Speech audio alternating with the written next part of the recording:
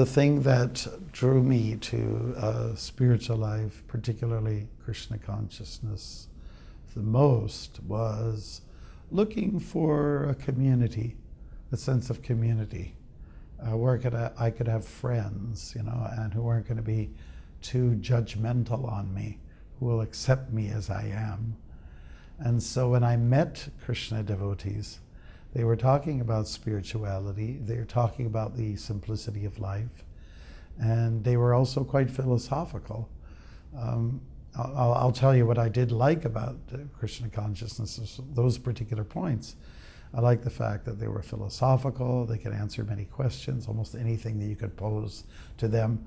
They had great food, and being vegetarian was something I was kind of craving for. I was raised on a farm, and we had all kinds of animals. They were our pets. We gave them names. And I can even remember having little pigs, where the mother's life was threatened. We had little pigs in the house, and they were the cutest things, And but then it was a little hard to see all those creatures that you developed a relationship towards, that they later became manifested on the dinner table. And so that was a little bit hard to bear.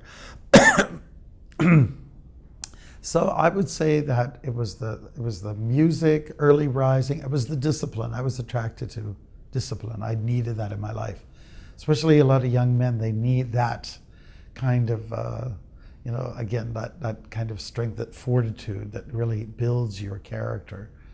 And I wanted that, and I found it in the devotees. So it was the food, it was the philosophy, it was the music, and of course the Beatles were into Krishna consciousness, especially George Harrison. So, because whatever they were doing, in my generation, you had to do it, If your hair was, over the ear level, which is what they kind of introduced, then that's what you do. That was the style, They were the forerunners. They were the trailblazing people, And I also wanted to be a little different. I wasn't excited about being plugged into the system, the establishment. I thought it's quite boring and bland.